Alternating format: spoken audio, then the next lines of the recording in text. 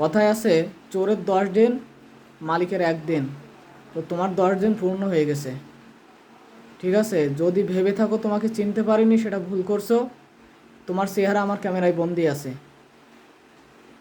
তুমি যতই দৌড়াও না কেন, তোমার দৌড়ানোর চেয়ে আমার লাইটের গতি একটু বেশি ছিল। তো তোমাকে বলছি তুমি ভালো হয়ে যাও। আর রামপুর গ্রামের সকলের উদ্দেশ্য করে বলছি, সবাই সজাগ থাকবে।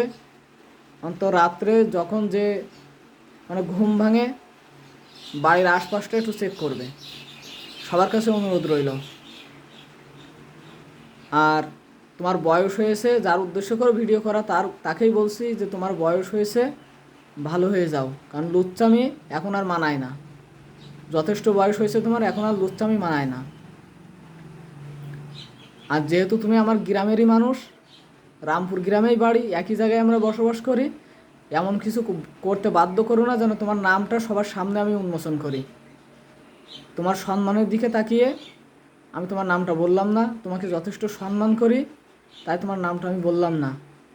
গত রাতে যে ঘটনাটা তুমি ঘটাইছো, তাতে তোমার সম্মান পিছন দিয়ে গেছে। আর তোমাকে চিনতে আমার 1 সেকেন্ডও সময় লাগেনি। যদি এটা ভেবে থাকো যে চিনতে পারিনি, সেটা ভুল করছো। তোমার নামটা আমি বলছি না যে সবার সামনে তুমি বেড়াতে পারবে না, তাই তোমাকে ভালো আর সময় দিচ্ছি, সুযোগ করে দিলাম, ভালো হয়ে যাও। রামপুর গ্রামের সবার উদ্দেশ্য করে বলছি, আমার এই ভিডিওটা অবশ্যই সবাই শেয়ার করে দাও। এবারের মতো তোমার নামটা আমি বললাম না, তো দ্বিতীয়বার যদি আর আমি কখনো দেখি,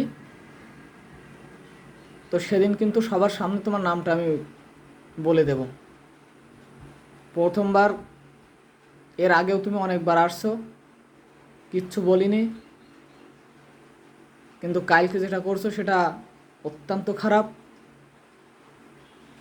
গ্রামের সম্মান, এক কথায় রামপুর গ্রামের সম্মানহানির একটা প্রশ্ন এখানে। ঠিক আছে, তোমাকে আমি ভালো হওয়ার সুযোগ করে দিলাম, ভালো হয়ে যাও।